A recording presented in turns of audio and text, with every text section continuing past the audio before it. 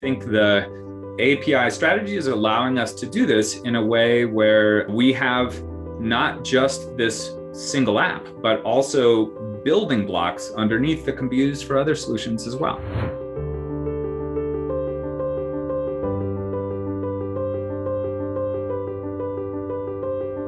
Thank you for joining me today, Wes. I'm very excited to speak with you. Can you introduce yourself and tell us a little bit about your organization? Sure thing. My name's Wes Williams. I am the Chief Information Officer at the Mental Health Center of Denver. So Mental Health Center in Denver is a private, not-for-profit healthcare provider serving people's behavioral health needs throughout the city and county of Denver. We provide lifespan clinical services across 35 different locations, including an early childhood program, child and family services, including school-based services, program specially designed for teens and young adults. My responsibility as Chief Information Officer is making sure that we have the sort of platforms and information infrastructure to bring all that together. How are you accomplishing some of these maximizations? Are you using API technology? Yeah, we are. So that's been sort of a key to a strategy. And so to sort of explain our journey, I'll sort of step back several years earlier to where we weren't, right? And maybe a little failure story, and then sort of a key decision point, mapping out our strategy for the next 5 years, and then what's transpired here, in the time since. And so we wanted to partner with this company that would provide sort of a user interface or experience for our psychiatrists. And in order to do that, we set up sort of a data feed from our electronic health record provider into this sort of startup company. And it was expensive. We ended up with really low adoption, right? We did all this work. We had a big uptick in usage right when we started, but then it sort of died off. And it boiled down to of our medical staff of maybe 36 providers, only one was really using it after the first couple months. And so we shut the project down, right? We tried a couple things and decided for those reasons, those assumptions, it wasn't the right fit. But here's how that led to APIs. That $40,000 lost. And what do we take away from that in terms of information assets or building blocks? Nothing, just the experience.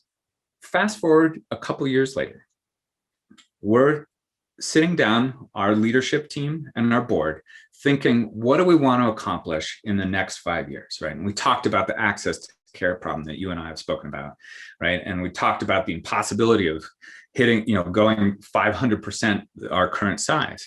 And we realized technology would be an important component of it. It's not the only way that we would achieve that. Other, real world things like housing are also important. But from a technology perspective, what we really needed was a platform on which we could innovate and sort of plug different solutions in, try things out. If they worked, keep them. If they didn't, swap them out, but continue to iterate and look at different solutions to the same problem. That's where APIs come in. With an application programming interface, essentially what you're doing is you're exposing a problem to a solution. One problem, it's this is this person's diagnosis or their medications, right? And if we expose those via API, then if one given solution doesn't work, we can just unplug that solution and plug a new one in. And we realized it would be expensive at first because we'd have to build out a little more than just that infrastructure, single direct connection. Mm-hmm. The whole point of the vision wasn't that we're just trying to do one thing. It's that we're trying to do 10 or 20. And we know that that's what it's going to take to increase from our current 20,000 to hit that sort of 100,000 or 110,000 people target. Pause here and say, this is great because it speaks to a forethought about not just running in and developing something. You're taking time to design it, to think about it. What was the genesis of that? How did the design aspect come naturally to your organization?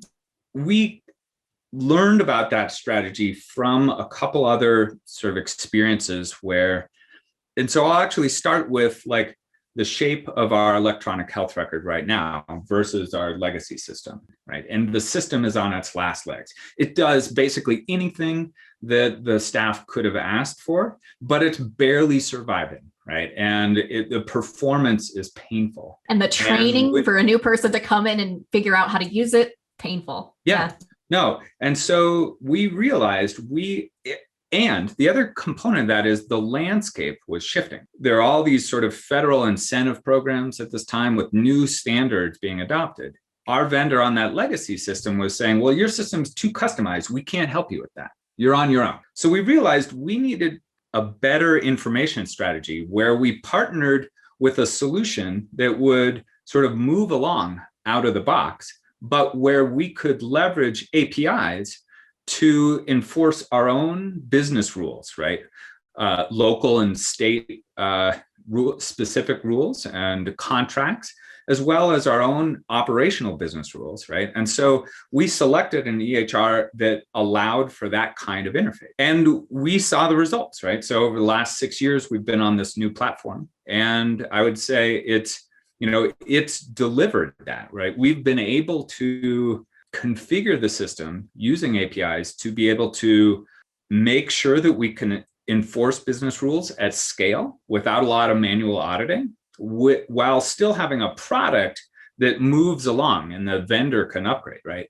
And so flexibility, really breaking away from the monolith, right? Creating flexible architecture. Exactly, right? And so that experience was like, yes, that's it. And that's how we should think about this overall. Again, with the monolith, we're talking about like, instead of then relying on that same electronic health record vendor to provide all the different components of a healthcare solution, we wanted to use those APIs, right, to connect essentially best of breed solutions in all sorts of things. And that is especially important when it comes to innovation, where you have all the big EHR vendors are going to look at, sort of really hyper specific problems, say, I can't provide that. I can't sell that to all the different customers that I have. And anything I build has to be sort of broadly marketable. Whereas you look at sort of young, hungry startups, and they're like, I've fallen in love with a problem and I want to solve it. We want that same dynamic. We want sort of the meat and potatoes to work, but then, we want delicious dressings on our plate and, by people passionate about making those.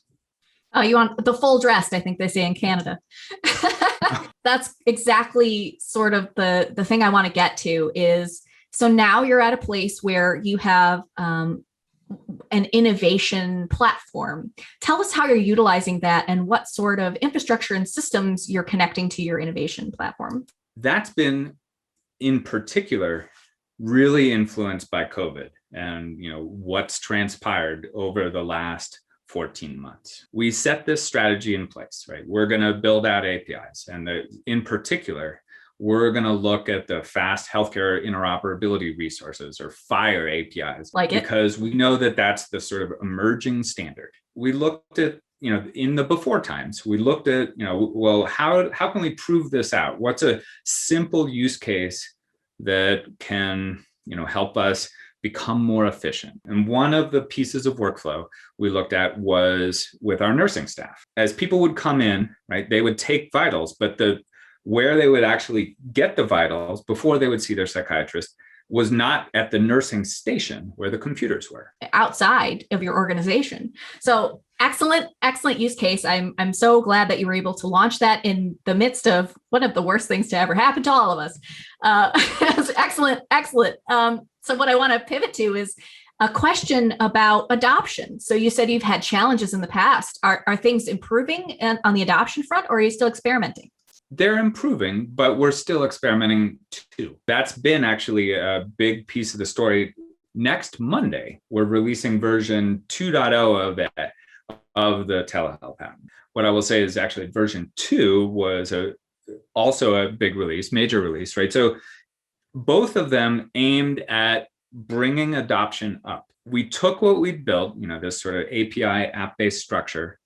Version 2, which released in February, was a browser version of the same app, right? So now people don't have to have smartphones. That was really in response to being able to expose the same information to people who maybe don't even have their own computer, but want to go to a community kiosk to use it, right? As things open up a little more. Yeah, accessibility. People who need the help, yeah. need to be able to get it where they need to get it. Yeah. Sounds like you're doing a lot of great work there. This month is Mental Health Awareness Month, and that's one of the reasons we wanted to interview you, is to get an understanding of how you're using technology to empower some of the things that you're doing. We want to start with the problems that we see. What do you think are some of the problems that are inherent in mental health services today, specifically as it relates to technology? Great question. And I think in behavioral healthcare, the problem is access to care. Let's take Denver, for example. Denver has 734,000 people living in the city. And from public health information, we know that 1 in 5 people at any given time have a behavioral health disorder. So that is 147,000 people in Denver. And yet, 60% of those people never receive any help at all for that problem, right? And so in Denver, what that brings us to is 88,000 people with an untreated behavioral health condition. If we were to close that gap, we would have to quintuple our efforts, right? That's a big lift. I've been at the Mental Health Center in Denver for 13 years. In that time, we've grown considerably, but not even quite doubled. A 500% increase would be a big lift. This begs the question then, how are you using technology to answer some of these problems? What we're looking at is how can technology act as a force multiplier? And it can do it in, I think, one of 3 ways. One is it makes it easier to facilitate entering treatment. Part of the 60% of people who never receive any treatment maybe don't know what to ask for, know how to provide help. So one of the ways we're using technology is through sort of psychoeducation and community engagement, right? Getting people more informed about mental health. Another component is around making treatment more efficient. If there's been a silver lining with COVID, it's been the explosive adoption of telehealth. And one of the things with telehealth is you can see so many fewer people and still get the care that you need. Yes, you still need to show up with your provider, but you don't need to leave the house. You know, there's sort of a third component around that, around engagement with people's own well-being. We can do sort of outreach and connect with people between sessions. On the one hand, you have the access to care. How do we improve and get more of those folks into treatment? On the second hand, it's how do we move people through treatment more effectively, either through telehealth, like I just mentioned, or potentially by using, computerized evidence-based practices that we know are proven to work with mental illness, be able to sort of automate some of that, making sure there's adherence to the best practice, having really high quality, consistent treatment that does work. So moving people through. That brings me to our next point, which is, what advice do you have for other technologists in your field who are looking to make changes like this? What would you tell them? One of the challenges to innovation is that you're doing something that hasn't been done before. And so you should expect to need to rework things as you learn, right? And one of the, I think, key learning methods is human-centered design. We build this stuff, we talk to folks and show them what we've built. As well as we roll things out, we learn and ask, like, how's this working for you? The takeaway is not just sort of build things and listen and be expecting to iterate, but adopt a strategy behind that allows you to do that, right? Gives you the technological flexibility where some of that rework doesn't involve an entire refactoring back to the beginning. Oh, that's a really interesting point, right? This is an industry that's built on legacy systems, that's built on mountains of data that doesn't talk to each other, right? Maybe you shouldn't start from scratch. You have a lot built up, but rethink how you access that data and share that data across different platforms. I love that answer. One final thing I want to ask you about is, what tools are you using for APIs and API design? We're sort of using 2 sets, but our main ones are, we're working with the Microsoft Azure Fire APIs that they put in place. I mentioned earlier, that our electronic record health record had some APIs. A lot of theirs were sort of more legacy level APIs, right? So they have exposed some of the more modern FHIR APIs, which are the new sort of RESTful design. Parts of the system aren't available like that, but we do have ways of getting information in and out through a combination of older SOAP-based web services, as well as back-end data connections like using JDBC drivers. What we decided, though, was we didn't want to have to maintain those legacy connections. Instead, what we wanted to do is hook it up to a more modern interface. And so to build the app, we connected all of those systems into the Azure FHIR-based APIs, then connected the app on top of that. That means that, and I am not looking to replace an electronic health record anytime soon, but if I did, I'm not tied to reworking everything that was connected to, because it's built now on a modern infrastructure. And I can pull in or out any one connection, and I'm not dependent on that. So it's not just about what you connect with, but what you're connecting to at the bottom line. And having sort of a robust middle layer, I think, is part of the strategy. Yeah, I've worked in the space a few years, and that was one of my main charters, was understanding your legacy infrastructure, but translating it into your new business needs. There's a middle step. There's a middle services that you need in order to expose that in a way that is flexible, integrated. Great. Thank you so much. Is there anything else you'd like to tell us? And what do you hope for the future for APIs in the space? There's a little bit right now that we've seen. People recognize this is the direction we need to go, but it's expensive and time consuming.